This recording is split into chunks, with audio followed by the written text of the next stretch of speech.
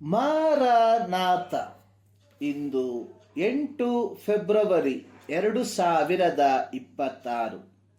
ಎಲ್ಲ ಪ್ರಿಯರಿಗೂ ಭಾನುವಾರದ ಶುಭಾಶಯಗಳು. ನಿಮ್ಮನ್ನು ಹಿಂಸಿಸುವವರಿಗೆ ಆಶೀರ್ವಾದ ಮಾಡಿರಿ, ಶಪಿಸದೆ ಆಶೀರ್ವದಿಸಿರಿ. ಸಂತೋಷ ಪಡುವವರ ಸಂಗಡ ಸಂತೋಷ ಪಡಿರಿ, ಅಳುವವರ ಸಂಗಡ ಅಳಿರಿ. ರೋಮಾಪುರದವರಿಗೆ ಬರೆದ ಪತ್ರಿಕೆ 12ನೇ ಅಧ್ಯಾಯ 14-15 ವಾಕ್ಯ. ಕ್ರೈಸ್ತತ್ವದ ಪ್ರತ್ಯೇಕತೆ ಅನ್ನುವಂಥದ್ದು ಸಹಾನುಭೂತಿ, ಕನಿಕರ ಅಥವಾ ಕಂಪ್ಯಾಷನ್ ಎಂಬ ಪದವು ಲ್ಯಾಟಿನ್ ಭಾಷೆಯ ಪದದ ಅರ್ಥ ಬರುವಂತಹ ಟು ಸಫರ್ ಟುಗೆದರ್, ಒಟ್ಟಾಗಿ ಬಳಲುವುದು ಅಥವಾ ಒಟ್ಟಾಗಿ ನೋವನ್ನು ಅನುಭವಿಸುವುದು ಎಂಬ ಪದದಿಂದ ಬಂದಿರುವಂತದ್ದಾಗಿದೆ. Compassion means to suffer together. ಸಹಾನುಭೂತಿ ಅಥವಾ ಕನಿಕರ ಅಂದರೆ ಒಟ್ಟಾಗಿ ಬಳಲುವುದು. ನಾವುಗಳು ಸಹಾನುಭೂತಿಯನ್ನು ತೋರಿಸುವುದಕ್ಕಾಗಿ ಕರೆಯಲ್ಪಟ್ಟವರು, ಅಂದರೆ ನಾವುಗಳು ಒಟ್ಟಾಗಿ ಬಳಲುವುದಕ್ಕೆ ಕರೆಯಲ್ಪಟ್ಟವರು ಎಂಬುದನ್ನು ಮರೆಯಬಾರದು. ಅಪೊಸ್ತಲರ ಕೃತ್ಯ 4ನೇ ಅಧ್ಯಾಯದ 32 ಮತ್ತು 34-35 ವಾಕ್ಯಗಳಲ್ಲಿ ಆದಿಮ ಸಭೆಯ ಒಂದು ಚಿತ್ರಣವನ್ನು ವೈದ್ಯನಾದ ಲೂಕನು ಅರ್ಥಗರ್ಭಿತವಾಗಿ ಬರೆದಿರುವಂಥದ್ದನ್ನು ನೋಡುತ್ತೇವೆ. 32ನೇ ವಾಕ್ಯ: ನಂಬಿದ ಮಂಡಳಿಯವರ ಹೃದಯವೂ ಪ್ರಾಣವೂ ಒಂದೇ ಆಗಿತ್ತು.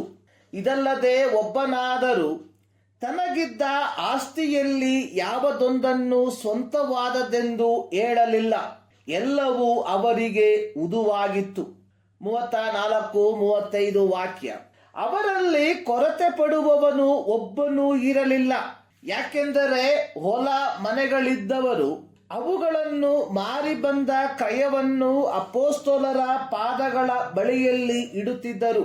ಅದನ್ನು ಪ್ರತಿಯೊಬ್ಬರಿಗೆ ಅವನವನ ಅವಶ್ಯದಂತೆ ಹಂಚಿಕೊಡುತ್ತಿದ್ದರು.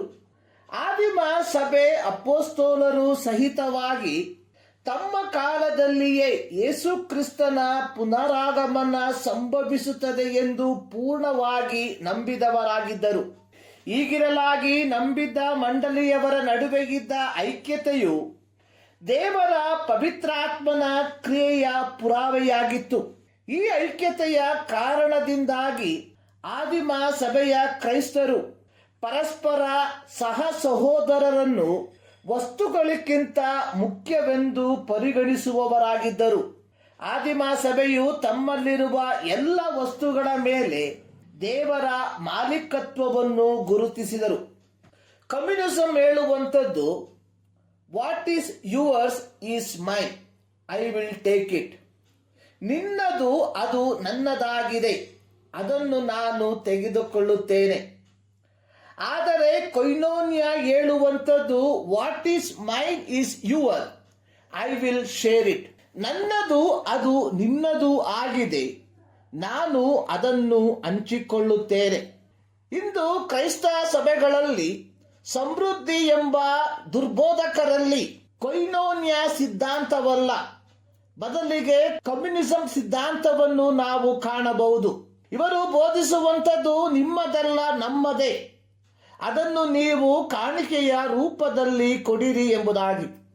ಯೇಸುವಿನ ಐಹಿಕ ಸೇವೆಯ ಕಾಲದಲ್ಲಿ ಊರುಗಳನ್ನು ಹಳ್ಳಿಪಳ್ಳಿಗಳನ್ನು ಸುತ್ತಿಕೊಂಡು ಅವರ ಸಭಾಮಂದಿರಗಳಲ್ಲಿ ಪರಲೋಕ ರಾಜ್ಯದ ಸುವಾರ್ತೆಯನ್ನು ಸಾರಿ ಹೇಳುತ್ತಾ ಎಲ್ಲ ತರದ ರೋಗಗಳನ್ನು, ಎಲ್ಲ ತರದ ಬೇನೆಗಳನ್ನು ವಾಸಿ ಮಾಡುತ್ತಾ ಬಂದನು.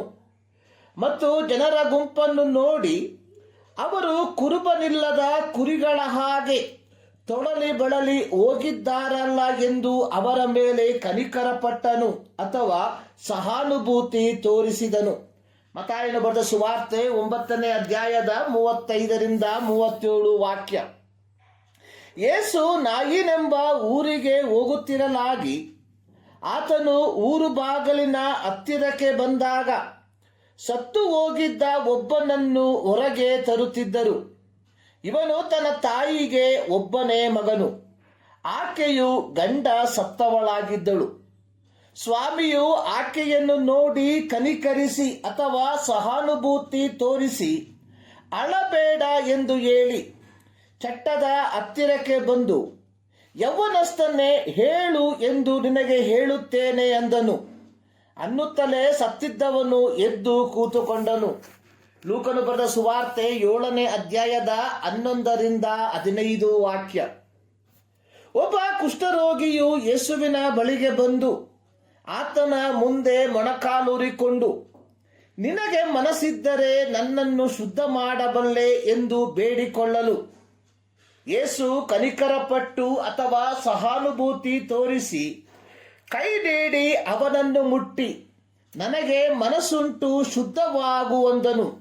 ಕೂಡಲೇ ಅವನ ಕುಷ್ಠವು ಹೋಗಿ ಅವನು ಶುದ್ಧನಾದನು. ಮಾರ್ಕನು ಬರೆದ ಸುವಾರ್ತೆ 1ನೇ ಅಧ್ಯಾಯ 40-44 ವಾಕ್ಯ. ಯಾಕೋಬನು ತನ್ನ ಪತ್ರಿಕೆಯನ್ನು ಬರೆಯುವಾಗ ಅದರ 5ನೇ ಅಧ್ಯಾಯದಲ್ಲಿ ಕ್ರೈಸ್ತ ಸಭೆಯು ಹೇಗೆ ಸಹಾನುಭೂತಿಯನ್ನು ಅಥವಾ ಕನಿಕರವನ್ನು ತೋರಿಸಬೇಕೆಂಬುದನ್ನು ತಿಳಿಸುವವನಾಗಿದ್ದಾನೆ. ಯಾಕೋಬನು ಹೇಳುವಂಥದ್ದು, ನಿಮ್ಮಲ್ಲಿ ಯಾರಾದರೂ ಅಸ್ವಸ್ಥರಾಗಿದ್ದರೆ ಅವರು ಸಭೆಯ ಹಿರಿಯರನ್ನು ಕರೆಸಲಿ. ಸಭೆಯ ಹಿರಿಯರು ಆ ವ್ಯಕ್ತಿಗಾಗಿ ಎಣ್ಣೆ ಹಚ್ಚಿ ದೇವರಲ್ಲಿ ಪ್ರಾರ್ಥಿಸಲಿ. ಹಾಗೆಯೇ ಸಂತೋಷ ಪಡುವವನು ಅವನು ಕೀರ್ತನೆ ಹಾಡಲಿ.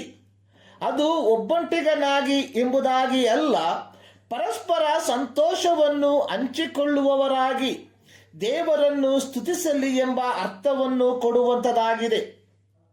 ಪ್ರೀತಿಯ ದೇವಜನರೇ, ನಾವು ಪ್ರಾರಂಭದಲ್ಲಿ ಓದಿ ಕೇಳಿದ ರೀತಿಯಲ್ಲಿ ಸಂತೋಷ ಪಡುವವರ ಸಂಗಡ ಸಂತೋಷ ಪಡಿರಿ, ಅಳುವವರ ಸಂಗಡ ಅಡಿರಿ, ಅಳುವವರ ಸಂಗಡ ಅಳಿರಿ. ಇದೇ ಕ್ರೈಸ್ತತ್ವದ ಪ್ರತ್ಯೇಕತೆ. ಇಂದು ಕ್ರೈಸ್ತ ಸಭೆಗಳ ಪರಿಸ್ಥಿತಿ ಹೇಗಿದೆ ಎಂದರೆ, ಒಬ್ಬನು ಚಿನ್ನದ ಉಂಗುರವನ್ನು, ಶೋಭಾಯಮಾನವಾದ ವಸ್ತ್ರವನ್ನು ಹಾಕಿಕೊಂಡು ಸಭಾಮಂದಿರದೊಳಗೆ ಬರಲು ಮತ್ತೊಬ್ಬ ಬಡ ಮನುಷ್ಯನು ಹೀನವಾದ ಬಟ್ಟೆಯನ್ನು ಹಾಕಿಕೊಂಡು ಬರಲು ಶೋಭಾಯಮಾನವಾದ ವಸ್ತ್ರವನ್ನು ಧರಿಸಿಕೊಂಡಿರುವವನನ್ನು ಮರ್ಯಾದೆಯಿಂದ ನೋಡಿ ಅವನಿಗೆ ಸುಖಾಸನದ ಮೇಲೆ ಕುಳ್ಳಿರಿಸಿ ಬಡ ಮನುಷ್ಯನನ್ನು ನೆಲದ ಮೇಲೆ ಕೂತುಕೊಳ್ಳುವಂತೆ ಮಾಡುವುದು. ಯಾಕೋಬನ ಪತ್ರಿಕೆ 2ನೇ ಅಧ್ಯಾಯದ 2-5 ವಾಕ್ಯಗಳಲ್ಲಿ ಇದರ ಪೂರ್ಣ ಚಿತ್ರಣವನ್ನು ನಾವು ಕಾಣುತ್ತೇವೆ. ಪ್ರಿಯರೇ, ಕ್ರೈಸ್ತರಾದ ನಾವುಗಳು ಕಂಪ್ಯಾಷನ್ ಎಂಬ ಪದದ ಅರ್ಥಕ್ಕೆ ಸರಿಯಾಗಿ ನಾವು ಒಟ್ಟಾಗಿ ಸಂತೋಷವನ್ನು ದುಃಖವನ್ನು ಹಂಚಿಕೊಳ್ಳುವವರಾಗಿದ್ದೇವ. ಇಲ್ಲದೆ ಹೋದರೆ ನಾವು ನಮ್ಮನ್ನು ಕ್ರೈಸ್ತರೆಂದು ಕರೆದುಕೊಳ್ಳಬಹುದು.